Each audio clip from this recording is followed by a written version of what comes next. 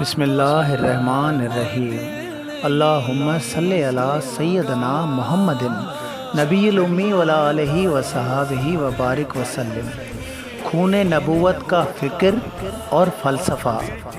دنیاوی تاریخ میں سچ اور حق کی اگر بات کی جائے گی تو سر فہرست امام حسین علیہ السلام کا نام لکھا جائے گا۔ قربانی کا حق اگر کسی نے ادا کیا ہے تو وہ یہی خون نبوت کی کڑی ہے۔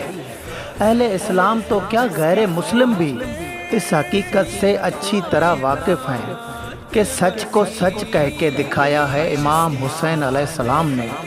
ہمیشہ کے لیے منافقت کو ساری دنیا کے سامنے اتنا پست کر دیا کہ آنے والی نسلوں تک جب بھی کہیں سچ اور حق کی بات کی جائے گی امام حسین علیہ السلام کو ضرور یاد کیا جائے گا۔ بے انتہا بغضوں اور حسدوں کی جال میں پھنسی انسانیت حسینیت کے ذکر کے بغیر حق کی بات کرنے کی اہل ثابت ہو ہی نہیں سکتی ہے، جس کی قربانی کا ذکر نبی کریم خاتم النبیین صلی اللہ علیہ وآلہ وسلم نے اپنی ہی بشارتوں کی صورت میں اعلان فرما دیا تھا کہ جنت کے نوجوانوں کے سردار بھی ایسے ہوتے ہیں جو پیدا ہوتے ہی غیر معمولی قوتوں کے مالک تھے۔ جیسے آپ صلی اللہ علیہ وآلہ وسلم سارے نبیوں کے سردار تھے، ویسے ہی ان کے اولاد سردار شہداء ہو کے تاریخ رقم کر گئے۔ آج بھی امام حسین علیہ السلام کسی ایک کے نہیں، نہ ہی کسی مذہب کے، نہ کسی فرقے کے۔ امام حسین علیہ السلام آواز ہیں سچ کی۔